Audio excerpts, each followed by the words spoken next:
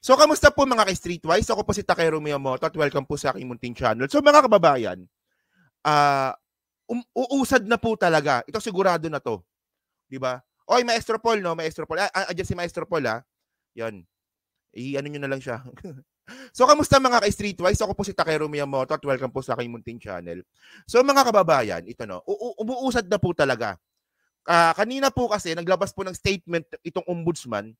At ito pong sangkot nga po si Digong, ako naniniwala talaga ako dito nasangkot po talaga si Digong sa usapin po na to na nangyari pong corruption nung panahon po ng pandemic. At syempre meron tayong papakita ng mga reference dito na posible nga talagang sangkot si Digong dito. So actually kasi mga kababayan, nag-motion pa kasi itong mga hinayupak na to para hindi ituloy ang kaso. Yun nga lang, nag-decide na nga po yung ombudsman. Kanina po sila nag-announce na tuloy po talaga yung kaso. At ito po ang pinaka sikat at kilala po natin na Parmali. So makita natin dito, May 9, 2024. So kanina lang to. So kayo ba mga kababayan, naniniwala ba kayo na si Digong po ay sangkot sa Parmali? Naniniwala ba kayo dito? Kasi tandaan nyo mga kababayan, di ba?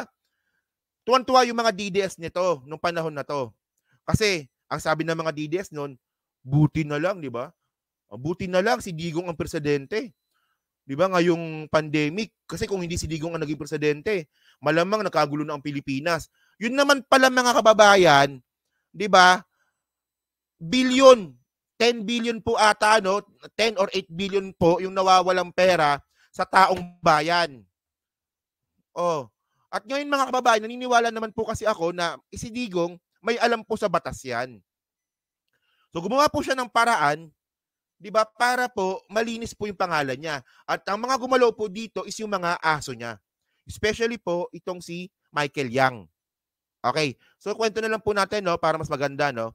So basahin natin to dito. Okay. Ako naniniwala talaga ako dito Tama 'yan, Sir Edward. Naniniwala talaga ako dito na ang mastermind po talaga niyan si Digong. Isipin nyo naghihirap na ang mga Pilipino nung panahon ng pandemic, ninanakawan pa pala tayo. Oh, so ngayon ito pakita ko sa inyo Malamang baka dito siguro galing yung pera ng pangrally ng mga maisog.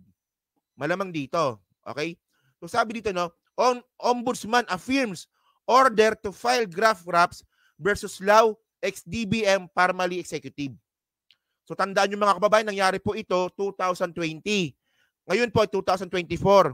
So ibig sabihin nun mga kababayan, ganyan po kabagal yung justice system po sa Pilipinas. Mabagal po talaga. Wala tayong magagawa doon. Ganun talaga Bagal So sabi dito the Office of the Ombudsman affirmed it's 2023. So ibig sabihin kasi nito mga kababayan, nung last year po kasi nakapag-decide na nga po itong ombudsman na tuloy po yung kaso. So ang ginawa nga po nila Christopher Lau ba 'yon? Christopher Lau? Tama ba? O Christopher Liao. Christopher Liao na nag-motion na ipatigil yung kaso. And then ngayon po, may update po tayo ngayon, natuloy ang kaso. So ano bang ibig sabihin nun? Merong probable cause. At tandaan po natin mga kababayan, na ang ombudsman po ngayon ay appointee ni Digong si Martires. So ngayon sabi dito, okay, ordering the filing of multiple graft charges. Tita mo, multiple pa pala, against former Budget Secretary Christopher Liao, Parmali officials, and other over the alleged anomalous procurement of 4 billion worth of RT. So bali sa 4 billion lang pala to. So ibig sabihin nito yung ibang mga tawag nito transaction wala pang kaso. Kasi ano to per counts kasi to Per counts kasi. Oo. So sabi dito so bali ang problema lang is test kits. So sa test kits lang pala. So wala pa dito yung mga overpriced na face mask, face shield, at saka PPE. Hindi pa kasama yon. Kasi malamang hiwalay na kaso yon. Kasi ano yan by counts kasi yan. Okay. Isipin nyo lang mga kababayan, ito maalala ko lang, Nung panahon po na ito mga ka-Streetwise, obvious naman po talaga na merong conspiracy na nangyari. Pero sa sobrang galing po talaga ni Digong, nabaliktad niya po yung sitwasyon at natalo po. Natalo si Dick Gordon 'Di ba? Si Dick Gordon noon re-electionist. So ang balik po ni Duterte kay Dick Gordon, kakasuhan niya raw po si Dick Gordon ng corruption dahil daw po sa Red Cross. Na yung Red Cross naman po ay hindi naman po parte ng gobyerno. Yun nga lang po kasi mga kababayan, pumatok. Kinagat po ito ng mga DDS. Ganyan po talaga kasinto-sinto yung mga DDS po na yan. Oh. Diba, grabe nilang i-demonize nun si Dick Gordon nun. Kumagat talaga, kumapit talaga kay Dick Gordon yung mga sinabi ni Digong nun. Oh. So, continue natin ha. So, sabi pa dito. Okay. In order dated, so May 3 pa ito, no? But was released on Thursday. So, ibig sabihin nito mga kababayan, May 3 pa pala yung decision, then ngayon lang po ito na ilabas. Okay? So, ito yung mga pangalan, no? The anti-graft body also ordered the filing of 3 counts of graft charges against ex-DBM Procurement Director Warren Leong, ito ba, mga appointee ni Digong, DBM Procurement Management Officer Paul Jasper D. Guzman, Parmali Official Twinkle, ito yung mga pangalan. And then the Ombudsman 2023 order did not include Lin Weijong as one of the respondents. So merong nakalusot. Okay. So ngayon mga kababayan, ano ba? Significant Parmali funds came from its irregular transaction with PSO. Mamaya pag-usapan natin to, no? Baka para ma-remind po tayo kung ano po yung nangyari po sa Parmali po na yan. So ngayon mga kababayan, ito, isa sa mga problema kasi ng Parmali po na yan, ito okay? Yung Parmali po kasi is bagong gawa lang po ito, bagong tayong kumpanya po ito nung pandemic mismo. Ayan, no, September 4, 2019. So isipin nyo lang mga kababayan, no, nung nagpa-lockdown si Digong, naalala ko yun March 2019 yun Tapos no September 2019, dun po tinayo yung Parmali. And then meron po itong capital na 625,000 lang. So doon pa lang mga kababayan, may question na doon. Kasi po, multi-billion of pesos po yung pinag-uusapan dito na transaction sa gobyerno, pero yung kapital lang po ng Parmali, 600,000 pesos. Kahit po ako, meron po ako niyan sa bangko. So pwede pala ako, dapat pala sumali pala ako sa Parmali. Hindi nga. 625,000 pesos lang pala yung kapital Kayang-kaya namin buuin yan So, pwede pala, dapat pala sumali pala kami, no? Oh. Diyos ko na yan, no? So doon pala mga kababayan, questionable na. And then, tinayo yung Parmali mga kababayan sa pamamagitan nga po ni Michael Yang. Kumbaga, meron ko naiwan si Michael Yang dito So, para mas maganda, video na ba to? Okay, ito to. So, ito, bali, ang pumalo pala, 9 contracts with 8.68 billion. Diba? 8.68 billion contracts were awarded to Parmali despite its small paid-up capital. O, diba? 600,000 lang po yung capital ng Parmali, pero nakakuha po sila ng 8 billion na kontrata sa gobyerno. 2020 pala, sorry. March 2020 pala, sorry. March 2020. I stand corrected. Kasi COVID-19, no? So, March 2020 pala. Okay. Nagkamali ako doon. Sorry. I stand corrected. Medyo na-carried away po tayo. Parang ganito ang... So, ngayon mga kababayan, may nakita akong video dito. No? Mas magandang panoorin na lang natin para hindi ko na-explain. Mas magaling po mag-explain yung yung mga reporter Sige, panoorin natin to. Nagawa ng Kongreso sa pag-iimbestiga nito sa mga kahina-hinalang transaksyon ng Parmali Pharmaceutical Corporation. Bagong kumpanya lang ang Parmali, inirehistro sa Securities and Exchange Commission noong Setyembre 2019. Pero ilang buwan lamang pagkarehistro, nakopo na agad nito ang pinakamalalaking kontrata ng pamahalaan sa pagsusupply ng gamit para sa pagtugon sa pandemya. Umaabot ang mga kontrata ng mahigit 8 bilyong piso. Ano-ano ang kahina-hinala o mga red flag sa pagkapanalo ng Parmali sa mga kontratang ito? Napakaliit ng capital ng Parmali, pero ginawa rin ng mga kontratang bilyong-bilyong pisong puhunan ang kailangan. Yung increase na 44,149% ay hindi po normal. Hindi po ito Sana po lahat ng kumpanya ganyan ang nangyayari, na sa maliit na puhunan ay malaki kagad ang kapital. At hindi ko po sinasabi na ito ay illegal o suspicious. Ang sinasabi lang natin, hindi po normal, hindi po ordinaryo na nagkakaroon ng ganito kalaking increase. So may 10 billion, ito may 10 billion pala, no? 10 billion, tapos 3.82 billion. Online, makakabili ka ngayon ng 50 face masks sa halagang 60 pesos. Magkano ito ibinenta ng Pharmally noong Abril 2020? Grabe, oh! Sa unang transaksyon, nag-deliver agad ng 500,000 face masks ang Pharmally. 3 oras pagkatapos magtanong lang ang procurement service ng Department. So mga kababayan, kasi ito lang putulin ko lang, no? Kasi pag sinabi mo kasing procurement, dapat ang hahanapin po dito ng gobyerno kung saan po mas makakatipid yung gobyerno. Pero nangyari kasi dito mga kababayan, isipin nyo lang, no? Nung panahon ng pandemic, yung isang box po ng face mask, 60 pesos, pero binenta po ng Pharmally ng 22 pesos kada piraso ng face mask. Di ba kanina pinakita ko, di ba? So grabe naman to, Digong. Naghihirap po yung mga taong bayan noon, pero pinasok mo po itong kontrata na to. At as usual mga kababayan, pinagtanggol niya po dito si Michael Yang. Di ba? Ay grabe pala to, no? 60 pesos lang yung face mask per box. Nabili nila sa Pharmally, 22 pesos kada piraso ng face mask. So ilan ba yung piraso? Ilan ba, no? Sa isang box, ilang bang laman ng face mask nun? 50? 50 o 25? Depende, no? Oh. Face masks ang Pharmally. 3 oras pagkatapos magtanong lang ang procurement service ng Department of Budget and Management kung magkano nito ibinebenta ang mga item. Parang Grab delivery lang, sabi nga ni Senador Richard Gordon. Questionable rin ang mga taong nasa likod ng Pharmally. Bakit tayo nakikipagnegosyo sa mga taong may warrant of arrest? Warrant of arrest pa nga sa ibang bansa. O mga Chinese yan, ha? Mga Chinese. And then, si Michael Yang na connected kay Digong, then connected kay Bongo, at doon nga po sa procurement. Aminado si Lau, posibleng naging pabaya siya sa paghahanap ng ibang supplier. Kaya mas mahal ang nabili ng gobyerno noong 2020.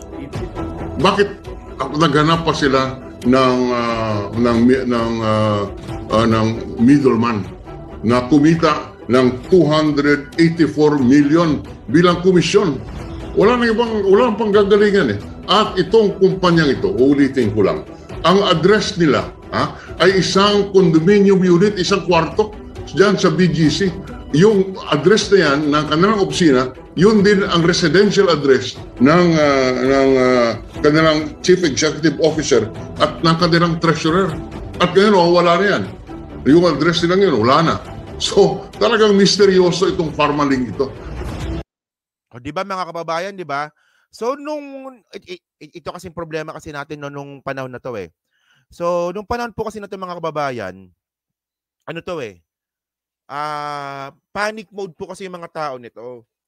So, ako, nakikinig po ako nun sa Pharmally nun. At nakita ko naman talaga na mukhang may mali talaga dito. Mukhang may mali po talaga. Yun nga lang, hindi po kasi masyado itong napansin ng mga tao kasi unang-una, laganap pa po ang kulto ng mga Duterte nun. Ganyan po kagaling si Digong manloko ng tao. Magaling po talaga siya manloko. Isipin ninyo, diba, nung panahon na yun, harap-harapan na po tayo ninanakawan. O, paano ko nasabi ninanakawan? Natuloy yung kaso ngayon eh. So, ibig sabihin nun, mayroong probable cause. O, so, harap-harapan tayo ninanakawan nun, pero dahil nga po sa kulto ng mga Duterte, binaliwala po natin yun. So, ngayon mga kababayan, no, so, nakita naman natin eh, kung paano ito binatikos nung panahon nga po ni Digong. So, ano nangyari? So, ang nangyari po nun, character assassination sa mga bumatikos. Di ba? At tinamaan po talaga doon si Dick Gordon. Kasi medyo maangas kasi si Dick Gordon eh. Buti na nga lang si Rizon Tiveros hindi masyadong tinamaan. Kasi si Rizon Tiveros po kasi kahit po nadilawan yan, may karisma pa rin po kasi yan. Ako nga, proud nga ako na binoto ko yan eh. Binoto ko yan. Diba? Rizon Tiveros. So ito no, so ito yung mga ito yung mga pangalan po no. Ito yung mga pangalan, nakita nyo ba? Teka lang. Ito. So ito yung mga pangalan na yan, no? Ito yung mga lumalabas. So ito yung mga yung mga sangkot, di ba? Si Wang Chuzhen, Chinese, si Twinkle Dargani, Indiano, di ba? Si Muhit, malamang Indiano nga siguro, no? Tapos si Michael Yang. Tapos si Christopher Lau. So nakakatawa kasi dito mga kababayan, no? Si Michael Yang po ay presidential advisor po ni Digong dati. So dito pa lang kasi mga kababayan, medyo meron na pong tanong dito. So bakit napasama si Michael Yang na isang advisor ni Duterte na appointee at nangialam po sa procurement? 'Di ba? Bakit gano'n? Napaka-unusual talaga no'n. 'Di ba? Bakit kasama si Michael Yang sa pakikipag-usap sa gobyerno at sa Parmali para makakuha po ng kontrata?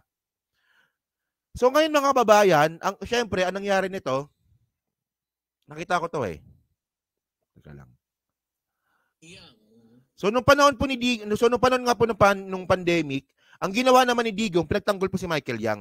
So tingnan niyo ako nung sabi ni Digong kay Michael Yang, has been in business here in the Philippines for 20 years. Nag-umpisa yan dito sa Davao. Yan, no? So ngayon maalam naman po natin mga kababayan na si Michael Yang po talaga ay sa Davao po nagsimula yan. Kaibigan po talaga ni Digong yan. At karamihan po talaga ng mga negosyante sa Davao, punong-puno po ito ng mga Chinese. At saka mga kababayan, hanapin nyo lang mga streetwise. Hanapin nyo lang sa Google. I-search nyo lang, Michael Yang drugs. Lumalabas po yung pangalan ni Michael Yang na sangkot po sa droga. Sipin nyo yan, di ba? Mga taong malapit kay Digong, sangkot din pala sa droga. Pagkatapos, pumatay ng tao na 30,000 na katao ang pinatay, hindi naman napatigil yung droga sa Pilipinas. So continue natin. Pisayan dito sa Davao. Akala ko ba we are inviting investors? That's why I went to China several times to ask them to help us. Bakit sa China ka pumupunta? Bakit sa China ka pumupunta? Di ba? Ang lawak-lawak ng buong mundo, sa China ka lang pumupunta. Baktol ka talaga, no? Investments, yung pera nila, ibuhos mo nila dito para magkaroon tayo. Ako ang nag-utos kay Duque. I want it done immediately. Sabi ko sa kanya, wag mo, it's not 1 day, 1 month, 2 months, it's 1 day, 2 days ka lang. Ako ang nagsabi sa kanya, I am sure, ito yung word ko, reviewin niyo yung tape. I am sure there is a law which would exempt you from bidding. Hindi na kailangan mag-bidding. Mamadalian to, pandemic eh. Lahat tayo nakatago sa bahay. So, ang minabuti ni Duque, nagbidding pa rin. Nagbidding pa rin ngayon, may kaso kayo ngayon. Kita nyo mga kababayan, di ba? Ang galing talaga magpaikot ni Digong eh. Kung hindi po talaga tayo aware sa batas mga streetwise, di ba?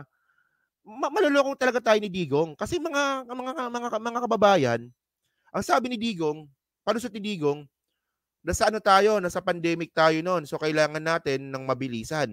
Huwag ka na magpa-bidding. Sabi niya kay Duque. Pero pero ang ginawa daw ni Duque, tinuloy pa rin yung bidding. Maniniwala kayo doon na ang utos ng presidente, huwag ka magpa-bidding tapos nagpa-bidding ka pa rin? Ibig sabihin nun, sinuway mo yung presidente? Maniniwala kayo doon sa ganung klaseng kwento? Parang naman, di ba? Parang nagawa naman tayong eng-eng ni Digong nito eh. Tapos mga kababayan, nagpa-bidding nga, may kaso naman ngayon.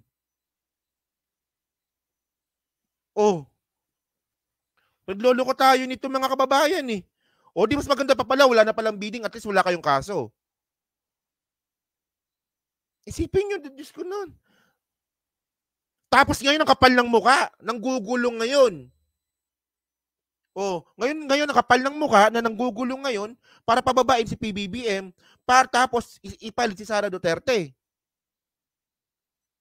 Nagdududa na talaga ako ha. Baka yung maisog na yan, baka funded ng China yan. Oh, tulad nung sinabi ko nga kanina. Oh, magastos po yung rally. Kasi nakita ko po talaga kung gaano kalaki yung gastos sa rally. O nagtipid na nga kami po para po sa rally na yan. So, saan galing yung pondo para sa mga maisog rally na yan? Naniniwala po ako na umaabot po ng milyon yan.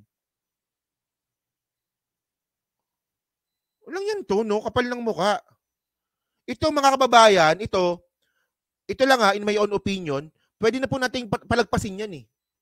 Okay na sana yan eh. Kasi, kumbaga, itong mga pagkakataon na to, parang learn from our mistakes na lang. Parang gano'n na, in my own opinion na, sige, itong nangyari kay Digong, palagpasin na lang natin yan. Kasi, mali eh. Nagkamali rin yung taong bayan eh. Nagtiwala kay Digong eh. Yun nga lang mga kababayan, paano natin palalagpasin itong nangyari po na to? Nanggugulo si Digong ngayon. Di ba? Nagets nyo? Kung si Digong sana is hindi nanggugulo ngayon, hindi nagpo-promote ng rebellion tsaka destabilization, malamang, palagpasin na lang po natin to. Yun nga lang po kasi nanggugulo eh. O tapos, si Sara Duterte pag gusto nila maging presidente ngayon, so para makaligtas kayo sa mga kaso ninyo. Kung naging mabait lang po sana si Digong ngayon, wala na yan. Palagpasin na lang yan. Nagkamali rin ng taong bayan dito kasi nga, naniwala tayo sa panloloko ni Digong eh. Maniwala na lang. Palagpasin na lang natin. Yun nga lang, nanggugulo pa rin. Diyos ko no. Medyo nakakainis lang talaga no. Tapos na ba? Tapos na? Itong GAO, General Auditing Office, involving corruption also. Mas masahuli kasi parang bangag eh, no?